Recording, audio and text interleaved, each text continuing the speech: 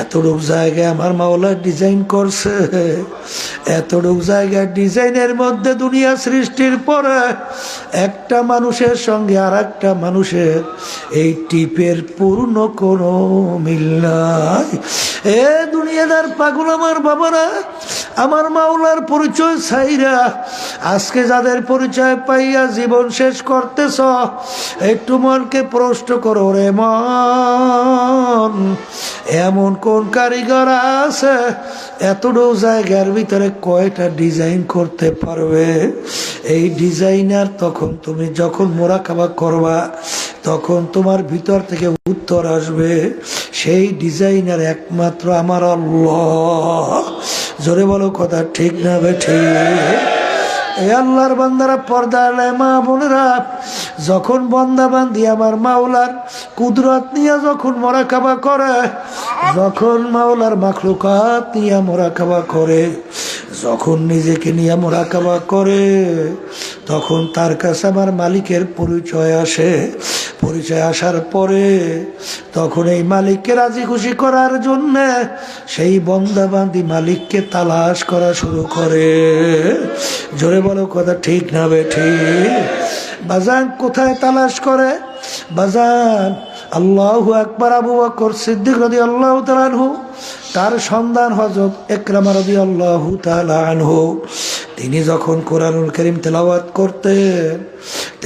করতেন জোরে জোরে চিল্লাইতেন আর বলতেন, হাযা কালামু রাব্বি, এই যে আমার মাওলার কালাম, এই যে আমার মাওলার কালাম। আল্লাহ, তিনি চিল্লাইতেন আর জোরে জোরে বলতেন, হাযা কালামু রাব্বি, এই যে আমার মাওলার কালাম, এই যে আমার মাওলার কালাম। বাজার আয়েশা সিদ্দিকা রাদিয়াল্লাহু তাআলা আনহা, তাকে একজন জিজ্ঞেস করছিলেন আল্লাহ রাসূল সাল্লাল্লাহু আলাইহি ওয়াসাল্লামের আখলাক চরিত্র কি ছিল। তখন তিনি ধমকের সুরে বলে, তুমি কি কোরআনুল কারীম তেলাওয়াত করো না? আমি তো কোরআনুল কারীম তেলাওয়াত করি। তখন আয়েশা সিদ্দিকা রাদিয়াল্লাহু তাআলা আনহা বলেন, খুলুকুহুল কুরআন, ওই পুরা 30 পারা কোরআনুল কারীমই হলো আল্লাহর হাবিবের চরিত্র। এই জন্য আমার বাজানদেরকে বলবো, পর্দা আলে মা বোনদেরকে বলবো, দুনিয়ার ভিতরে মানুষ মানুষকে মোহাব্বত করে, দল দলকে মোহাব্বত করে, দল দলের নেতাকে মোহাব্বত করে, নেত্রীকে মোহাব্বত করে, সন্তানদেরকে মোহাব্বত করে, বাপ মাকে মোহাব্বত করে, বন্ধুকে মোহাব্বত করে। বাজার মোহাব্বতের কতগুলা গুণের কারণে করে। বাজার আর কেউ যদি তোমাকে বিপদের সময় সহযোগিতা করে, তখন তার প্রতি তোমার একটা আন্তরিকতা মোহাব্বত তৈরি হয়। কথা ঠিক না বেঠিক? কেউ বা সুন্দরের কারণে মোহাব্বতে পড়ে বাজার, কেউ বা তার সুন্দর আচরণ ব্যবহারের কারণে সে মোহাব্বত করে, তার দয়ার কারণে মায়ার কারণে কেউ মোহাব্বত করে, দুনিয়ার বিভিন্ন স্বার্থের কারণে মোহাব্বত করে। কিন্তু আমার বাজানদেরকে বলবো, পর্দা আলে মা বোনদেরকে বলবো, যে গুণের দিক থেকে আলোচনা করো, আমার মালিকের গুণ সর্বদিক থেকে বড় না ছোট? আমার মালিকের গুণ সব গুণের চেয়ে বেশি না কম? আমার মালিকের দয়া সব দয়ার চেয়ে বেশি না কম? বাজার মাঝে মাঝে একটু মোরাকাবা করো। আজকে বাপ মার চেয়ে আদরের কেউ নাই, মোহাব্বতের কেউ নাই, কিন্তু বাপ মায়ের সঙ্গে সন্তান যদি বড় বড় অন্যায় করে, তখন বাপ মা সন্তানকে ত্যায্য পুত্র করিয়া ঘর থেকে বের করে দেয়। অনেক সময় আল্লাহু আল্লাহ আর আল্লাহর হাবিব সাহাবায়ে কেরামদেরকে নিয়ে রওনা করলেন। দেখে রাস্তার পাশে একটা কবরের ভিতর আযাব হইতেছে। আল্লাহ রাসূল সাল্লাল্লাহু আলাইহি ওয়াসাল্লাম বলেন, সাহাবায়ে কেরামদেরকে দাঁড়াও, কবরের ভিতরে আযাব হইতেছে, তো আমরা দোয়া করব। আল্লাহ নবী সাল্লাল্লাহু আলাইহি ওয়াসাল্লাম যেই কবর আযাব হইতেন, দোয়া করলে আযাব বন্ধ হয়ে যাইত। কিন্তু আল্লাহ নবী সাহাবায়ে কেরামদেরকে নিয়ে দোয়া করে, কিন্তু ওর কবরে আযাব বন্ধ হয় না। আল্লাহ নবী আশ্চর্য হইয়া গেল, কেন তার কবরে আযাব বন্ধ হয় না? সাহাবায়ে কেরামদেরকে বলেন, তোমরা একটু তালাশ কইরা দেখো যে তার বাড়িতে কে আছে, এবং যাইনে আসো তার কি এরকম আমল, যেই আমলের কারণে দোয়া করার পরও তার কবরে আযাব কেন বন্ধ হয় না। তার ঘরের ভিতরে মা যখন সাহাবীরা যাইয়া বলল, সাহাবায়ে কেরাম যখন বলল যে আল্লাহর হাবিব পাঠাইছে, আপনি কে তার ঘরে? আপনার সন্তান? কলে আমার সন্তান মারা গেছে। কলে তার কবরে আযাব হইতেছে, আপনি তাকে মাফ কইরা দেন। তখন তিনি চিল্লাইয়া চিল্লাইয়া বলেন, আল্লাহ রাব্বুল আলামিন ওর কবরে আযাব আরো বাড়াইয়া দেখ, আরো বাড়াক, ওকে আমি মাফ করতে পারবো না, কারণ ও আমাকে এমন কষ্ট দিয়েছে, ওইটা মনে করলে আমার কলিজা ভাইঙ্গা চুরমার হইয়া যায়, ওকে আমি মাফ করতে পারবো না। যত বলল মাফ আর করে না। আল্লাহর হাবিব বলেন, মালিক ওর মায়ের চোখের পর্দা উঠাইয়া ওর সন্তানের কবরে আযাব সরাসরি আপনি দেখাইয়া দেন।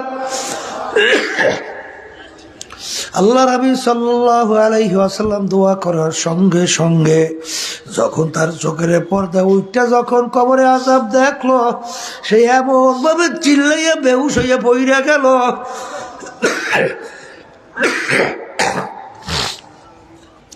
আর জোরে জোরে চিল্লাইয়া বলে, হে আল্লাহর রাসূল, হে আল্লাহর হাবিবের সাহাবারা, আমি আমার সন্তানকে মাফ কইরা দিলাম, মাফ কইরা দিলাম। এরপর কবরে আযাব বন্ধ হয়ে গেল। এই আল্লাহর বান্দারা, কবরের যাত্রীরা, দেখো মা পর্যন্ত কষ্টের কারণে তাকে তেজ্য পুত্র তাকে মাফ করে না কষ্টের চোটে। এরকম দুনিয়ার ভিতরে বন্ধু বন্ধুকে মহব্বত করে, যদি বড় স্বার্থের ব্যাঘাত ঘটে তখন অনেক সময় বন্ধু বন্ধুকেও মাইরা ফেলায়। বাজার এরকম বাংলাদেশে বহুত ঘটনা আমাদের জানা আছে। সন্তান মাকে মাইরা ফেলায়, মা সন্তানকে মাইরা ফেলায়, বাপ সন্তানকে মারে, সন্তান বাপকে মারে। এরকম ঘটনা আছে না নাই? সেদিন করে বাংলাদেশের ভিতরে একটা ছেলে তার মাকে গলা চাইপা মাইরা ফেলাইছে। নাউজুবিল্লাহ। এরকম ঘটনা আছে না নাই? বাজার দুনিয়ার স্বার্থ ব্যাঘাত ঘটলে অনেক সময় সন্তান মারে মাকে, মা মারে সন্তানকে, বাপ মারে সন্তানকে, সন্তান মারে বাপকে। আর এই স্ত্রী অনেক সময় স্বামীকে নষ্ট মাইরা ফেলায়, অনেক সময় স্বামী স্ত্রীকেও মাইরা ফেলায়। এরকম ঘটনা ঘটে কি ঘটে না? কিন্তু বাজার আমার মালিকের দয়া মায়া কত, একটু মাঝে মাঝে একটু নিরিবিলি একটু চক্ষু বন্ধ কইরা মুরাকাবা করো। আমার মালিকের সমস্ত নেয়ামত তুমি আমি ভোগ করলাম, আমার মালিকের দেওয়া চক্ষু নেয়ামত দিয়া দেখলাম, মালিকের দেওয়া জবান দিয়া কথা বললাম, মালিকের দেওয়া হাত পাও দিয়ে হাঁটলাম, কাজ করলাম, মালিকের দেওয়া ব্রেন দিয়া পড়াশোনা করলাম, মালিকের দেওয়া ব্রেন দিয়া ব্যবসা বাণিজ্য কইরা বড়লোক হইলাম, আরে অনেক কিছু করলাম। এই নেয়ামত দান করছে কে? আজকেও প্রায় দুইজন অন্ধ আমার সঙ্গে দেখা করলো, হুজুর বহুত কষ্ট কইরা বহুত দূর থেকে আসছি আপনার সঙ্গে দেখা করার জন্য। বাজার চোখে দেখে না, আমার মালিক তোমাকে আমাকে চক্ষু নেয়ামত দান করলেন, তুমি আর আমি দুনিয়া কত সুন্দর ভাবে দেখি। আরে এই দয়া কার? এই জোরে বলো কার? কার প্রেমে পড়ছো, কার মায়ায় পড়ছো? আমার মালিক ইচ্ছা করলে তোমাকে আমাকে অন্ধ কইরা বানাইতে পারতো কি পারতো না? এই চক্ষু নেয়ামত কে দান করলো? জোরে বলো আল্লাহ। বাজার আজকে তার বাপ সন্তানকে নিয়ে আসে প্রতিবন্ধী, আমার সামনে ফালাইয়াই কান্দা দিছে, হুজুর আমার সন্তান প্রতিবন্ধী, হুজুর তার জন্য একটু দোয়া করেন। বাজার সন্তানের চোখে পানি, বাপের চোখে পানি। আমার মালিক তোমাকে আমাকে সুন্দর হাত পাও দান করলেন, অঙ্গ প্রত্যঙ্গ সুন্দর বানাইলেন। আরে ও সোজা হইয়া দাঁড়া হইয়া রইছে, আরে ও লড়তে পারে না, হাঁটতেও পারে না। আল্লাহ আল্লাহ, এই নেয়ামত কে দান করলো? জোরে বলো আল্লাহ। আমাকে হাত পাও দান করলেন, নেয়ামত আল্লাহর। জবান দিয়া কথা বলি, নেয়ামত আল্লাহর। ব্রেন দিয়া পড়াশোনা করি, ব্যবসা বাণিজ্য করি, বিভিন্ন কাজকর্ম করি, বেড়ে নেয়ামত আল্লাহর। তোমার আমার উপরে কত দয়া, কত মায়া। এরপরে আমার মালিকের দয়ার কোনো শেষ নাই। ওয়াইন তাউদ্দু নি'মাতাল্লাহি লা তুহসুহা। আমার মালিকের নেয়ামত যদি কিয়ামত পর্যন্ত সিজদায় পড়ে আদায় করো, কোনোদিন নেয়ামত শুকরিয়া আদায় শেষ কোনোদিন হবে না, কোনোদিন গণনা করে শেষ করতে পারবা না।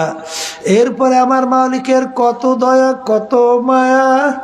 কবি এক কথায় এই মাওলা সৃষ্টিকর্তার আল্লাহু আকবার মুরাকাবা করতে করতে বলেন, আদমিয়া দাদাইবা জব মুসলমান কর দাই, আয় খোদা করবা সওয়াব এহসাব আর এহসা কর দাই।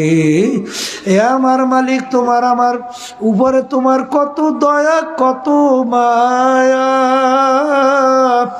মালিক আমি তো তোমার কাছে দরখাস্ত করি নাই, তুমি আমার রূহকে মুসলমানের ঘরে দান করার জন্যে। মালিক তুমি ইচ্ছা করলে আমার রূহকে হিন্দুর ঘরেও দিতে পারতা, খ্রিস্টানের ঘরেও দিতে পারতা, অন্য বিজাতিদের ঘরেও দিতে পারতা। তখন আমি দুনিয়ার ভিতরে একটা হিন্দুর বাচ্চা হইয়া জন্ম হইতাম, হিন্দু খ্রিস্টানের বাচ্চা হইয়া জন্ম হইতাম। বিনা দরখাস্তে, বিনা চেষ্টায় তুমি আমার রূহকে মুসলমানের ঘরে দান করলা। আজকে আমি পরিচয় দিই, আমি আব্দুল করিম। আমি পরিচয় দেই, আমি রেজাউল করিম, আমি রহিমা খাতুন। এই যে তোমার আমার উপরে দয়া, কিয়ামত পর্যন্ত যদি সিজদায় পড়ে শুকরিয়া আদায় করি, কোনদিন নেয়ামতে শুকরিয়া শেষ হইতে পারে না।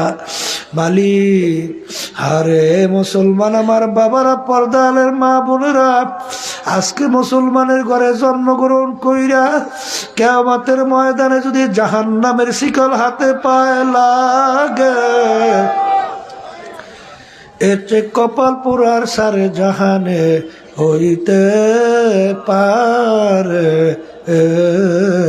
না। এই জন্য আমার বাজানদেরকে বলবো, আমার মালিকের কত দয়া, কত মায়া। বাজান দুনিয়ার মধ্যে আল্লাহু আকবার, আল্লাহু আকবার। তুমি আর আমি বড় হওয়ার পরে আমার মালিক তো তোমার আমার কাছে থাকে, আমার দিকে তাকাইয়া আছে। আজকে দুনিয়ার সব তোমার কাছে ভালো লাগে। আজকে বাপ মা যখন তোমাকে ডাক দেয়, আরে তোমার কাছে ভালো লাগে। তুমি যখন বাপ মাকে আব্বা আম্মা কইয়া ডাক দাও, তোমার আব্বার আম্মার কাছে তোমার ডাক ভালো লাগে। যখন দলের নেতা নেত্রীকে তোমাকে নেতা নেত্রী কইয়া ডাক দেয়, তাদের কাছে ভালো লাগে। বন্ধু যদি তোমাকে বন্ধু বইলা ডাক দেয়, তোমার কাছে ভালো লাগে। আর আমার মালিক বলেন, ইন্নাল ইনসানা লিরাব্বিহি লাকানুত, মানুষ বড় নেমো খারাপ। আমি তোর বিচার চাইয়া চাইয়া দেখি, যেই জবান দিয়া তুই কথা বলো, যেই জবান দিয়া তোর মাকে ডাকো, আব্বাকে ডাকো, বন্ধুকে ডাকো, তোর নেতা নেত্রীকে ডাকো, ওই জবান তো দিছিলাম আমি মাওলা। তোর বাপ মা যেরকম তোর ডাক চললে খুশি হইয়া যায়, তোর বন্ধু যেরকম খুশি হয়, তোর দলের নেতা নেত্রী যেরকম খুশি হয়, ওইভাবে যদি জবান দিয়ে আমাকে একবার আল্লাহ কইয়া ডাক দিতে, আমার কুদরাতেও কলিজারা ঠান্ডা হইয়া যাইত। হে বান্দা বান্দিরা, আমার মালিক কত দয়ার মালিক। আমার মালিক সবসময় তোমার আমার দিকে তাকাইয়া থাকে। আল্লাহ আলাম তাআলাম বিআন্নাল্লাহ, আমার মালিক তোমার আমার বান্দা, তুই কি জানো না আমি তোর দিকে তাকাইয়া আছি? তুই কি জানো না তোর দিকে আমি তাকাইয়া আছি? আহারে মূর্তি পূজক 30 বছর পর্যন্ত মূর্তির সামনে সনাম সনাম কইয়া ডাকে, মূর্তি তার একবারও ডাকে সাড়া দেয় নাই। একবার তার জবান থেকে ভুলি বের হইল সমাদ, আমার মালিকের সেফাতি নাম। সঙ্গে সঙ্গে আমার মাওলা ডাক দেয় লাব্বাইক আব্দি, হে বান্দা বান্দি তুমি আমাকে ডাকো কাপ।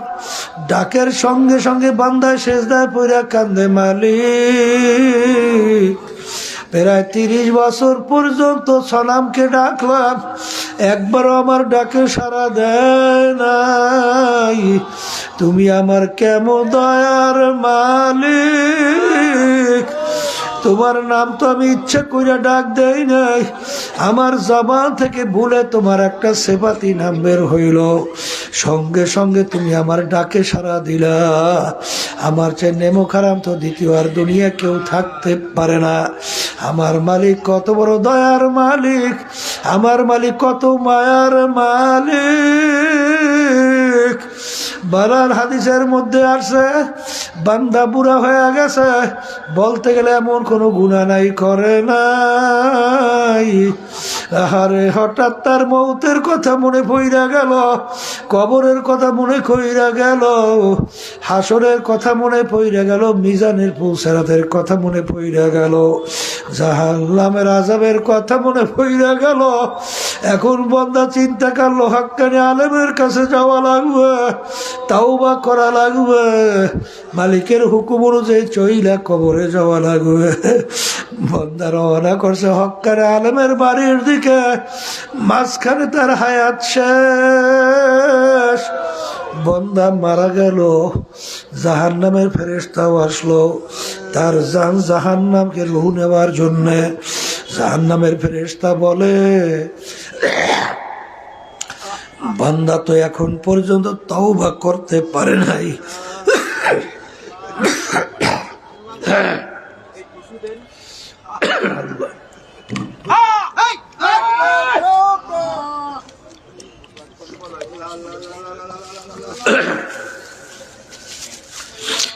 আল্লাহু আল্লাহ, বান্দা তো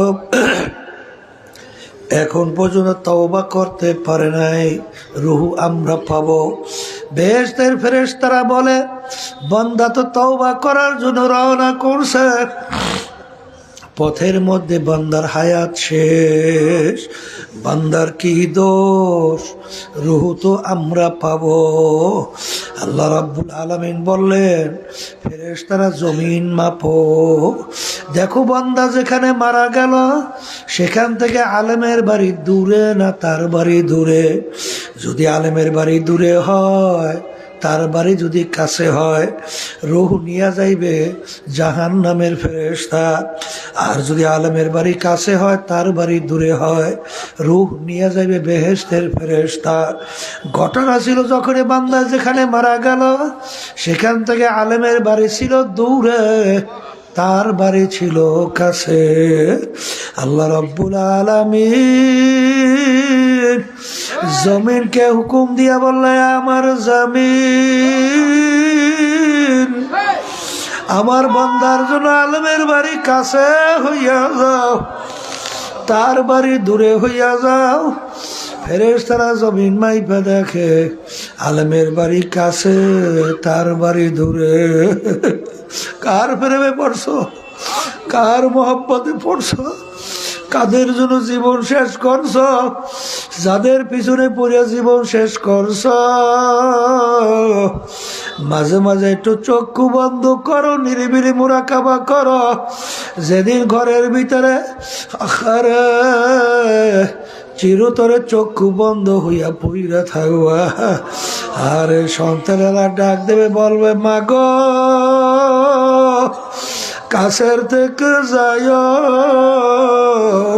না, আব্বার মরা লাশাকে পাহারা দিতে পারবো না। স্ত্রী ডাক দিয়াল বলবে সন্তানদেরকে কাছের থেকে যাইও না, তোমার বাবার মরা লাশাকে পাহারা দিতে পারবো না। কার জন্য জীবন শেষ করো? আরে বলবে তাড়াতাড়ি করো, বেশিক্ষণ থাকলে পয়সা ফাইটা পয়সা গন্ধ হইয়া যাবে। কেউ দৌড়ায় আর ফাররা নিয়া কোদাল নিয়া কবর খোদার জন্য, কেউ দৌড়ায় কাপড়ের দোকানে কাপড় কেনার জন্য, কেউ দৌড়ায় বাজারে বাঁশ কাটার জন্য, কেউ দৌড়ায় বড়ই পাতা দিয়া গরম পানি করার জন্য। এখন তাকাইয়া দেখো তোমার গায়ের জামাটা কাইটা কইলা বলা, আরে চাবির তাগা পর্যন্ত কাইটা নিয়ে যায়। সন্তানেরা তোমার সম্পদ নিয়ে মারামারি কাটাকাটি করে। কাদের মায়ায় পড়ছো? কার জন্য জীবন শেষ করো? কার জন্য জীবন শেষ করলা? কোন দলের জন্য, কোন নেতা নেত্রীর জন্য? আর আমার মালিক কত দয়ার মালিক, কত মায়ার মালিক। আমার মালিক ফেরেশতারা বলে জমিন, ফেরেশতারা মাপো বন্দান আজ এখানে মারা গেছে, আলেমের বাড়ি দূরে না তার বাড়ি দূরে? আরে আসলে ঘটনা ছিল বান্দা যেখানে মারা গেল সেখান থেকে আলেমের বাড়ি দূরে, তার বাড়ি ছিল কাছে। জমিনকে ডাক দিয়া মালিক বলে, কেমন মায়ার মালিক হে জমিন, আমার বন্দার জন্য আলেমের বাড়ি কাছে হইয়া যাও। ফেরেশতারা জমিন মাপে আলেমের বাড়ি কাছে। তখন তার রুহ নিয়ে গেল বেহেশতের ফেরেশতা। বাজার আমার মালিক তো অপেক্ষায় থাকে কখন আমাকে বন্দাবান্দি ডাক দিবে। আমার মাওলা কত দয়ার মাওলা, কত মায়ের মাওলা।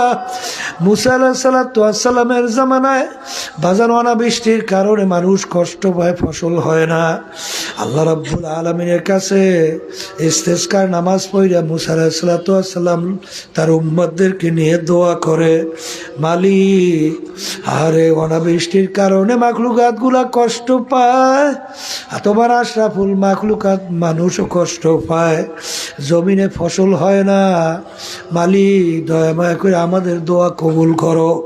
মুসা আলাইহিস সালাম বলে, হে জামানার নবী মুসা, তোমার ওই মজলিসের ভিতরে এমন এক গুনাহগার বান্দা আছে, ও যদি ওখান থেকে না ওঠে আমি তোমাদের দোয়া কবুল করব না। মুসা আলাইহিস সালাম ডাক দিয়া বলে, এ আল্লাহর বান্দা, এখানে এমন কে গুনাহগার আছো যার কারণে আমাদের দোয়া মাওলা কবুল করে না?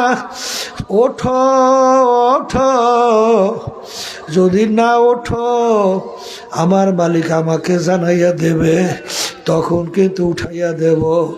ওই বন্দা তো জানে মালিক আমার চেয়ে এত বড় গুনাহগার দ্বিতীয় আর কেউ হইতে পারে না, কিন্তু আমি যখন মজলিসের ভিতর থেকে উঠি তখন আমাকে মানুষ চেনবে, সমাজের মধ্যে আমি কেমনে মুখ দেখাইয়া চলবো? মালিক আমি কিভাবে এখান থেকে উঠবো? এ আমার মালিক, আমি তোমার কাছে খালেস তওবা করলাম, আমি আর গুনাহ করব না। এমন ভাবে মনে মনে কান্না শুরু করলো। আল্লাহ রাব্বুল আলামিন তার তওবাকে কবুল কইরা ফেললো। আরে ঝুপ ঝুপ করে বৃষ্টি শুরু হয়ে গেল।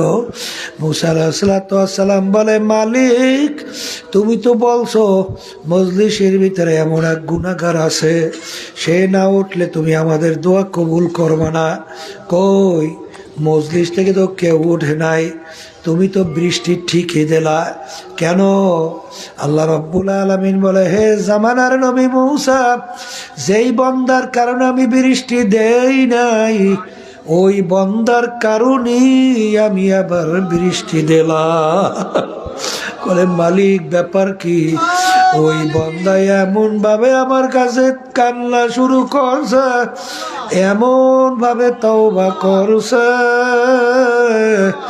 আমার রহমতের দরিয়া জোশ মাইরা উঠছে। আমি বন্দার কান্না সহ্য করতে পারি নাই, বন্দার কান্না আমি সহ্য করতে পারি নাই। আরে আমার রহমতের সাবাকাত রহমতি আলা গযবি, আহা সাবাকাত রহমতি আলা গযবি। আমার রহমত আমার গোসার সে অগ্রাধিকার পাইয়া গেছে, আমার গোসা পানি হয়ে গেছে, আমার রহমত অগ্রাধিকার পাইয়া গেছে। আমি আমার বন্দাকে মাফ কইরা দিছি, তার কারণেই আমি বৃষ্টি নাজিল করলাম। যখন বন্দার কারণে বৃষ্টি নাজিল হইল, আমার মালিক দয়ার মাওলা কার মায়ার কারণে আমার মালিককে বলছো? আসলে সব স্বার্থের পাগল। যখন স্বার্থ আছে সম্পর্ক আছে, স্বার্থ নাই সম্পর্ক নাই।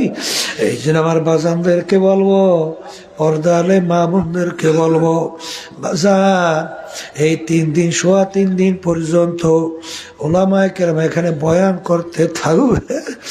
এ আল্লাহর বান্দারা, পর্দালে মা বোনেরা, আমার মালিক যখন ইস্তেমার মাটি নিয়ে আসছে, আমার মালিক বড় দয়ার মালিক, বড় মায়ার মালিক। যদি তুমি দিলটাকে ভাইগা 2 চোখের পানি ছাইরা যদি মালিককে ডাক দেওয়ার মতো দিতে পারো, আমার মালিক ডাকে সাড়া দেবেন। শুধু তাই না, তোমাকে আমাকে টাই না মালিকের কুদরতে কোলের মধ্যে জায়গা না দিয়া পারবে না। এই যে আমার বাজানদেরকে বলবো, বেশি বেশি খেয়াল সহকারে মাওলার জিকির করো। জিকির করতে করতে মাওলার মোহাব্বত ভিতরে পয়দা হয়, মাওলার পরিচয় তোমার আমার কাছে আসে। বাজার এখানে বসো, সব সময় মালিকের কাছে দোয়া করতে থাকো। যদি দোয়া করার মতো করতে পারো, আমার মালিক তোমাকে আমাকে তার খাস বান্দা না বানায়া এখান থেকে ফেরত দিবে না। আল্লাহুম্মা আমিন। এ ঘরের মেয়ে লোকেরা হাত উঠাও, গুনার কথা মনে করো, 2 চোখের পানি ফেলাও, আমার মালিকের দরবারে কান্দ, আর মালিকের দরবারে মাপ চাও। যদি কান্না না আসে মনকে বুঝরে মন, একদিন এই ঘরের দরজা দিয়ে নতুন বউ হইয়া উঠছিল রে মন। কত মেয়ে লোকে শরবত খাওয়াইল, কত মেয়ে লোকে বাতাস করল, আবার এমন একটা দিন আসবে এই ঘরের দরজা দিয়া মরা লাশ হইয়া বের ছেলে কানবে মামা করে, মেয়ে কানবে মামা করে। জবাব তো আর দিবা না। আল্লাহ ইস্তেমার মাঠের দিকে চাইয়া দেখে আপনার বান্দারা কিভাবে কান্দে। মালিক আমাদের ছেলেও মরে নাই, মেয়েও মরে নাই, মনে করে বসি রে মাফ করে দেন গো মাওলা, মাফ করে দেন। আল্লাহ আপনি আমাদের কলবের ভিতরে আপনার মারিফতের নূরের প্রতি জায়গা, আপনার মহব্বত, আপনার প্রিয়জনের মহব্বত আমাদের কলবের ভিতরে বসাইয়া দেন। সুবহান রাব্বিকা রাব্বিল ইজ্জাতি আম্মা ইয়াসিফুন ওয়া সালামুন আলাল মুরসালিন ওয়ালহামদুলিল্লাহি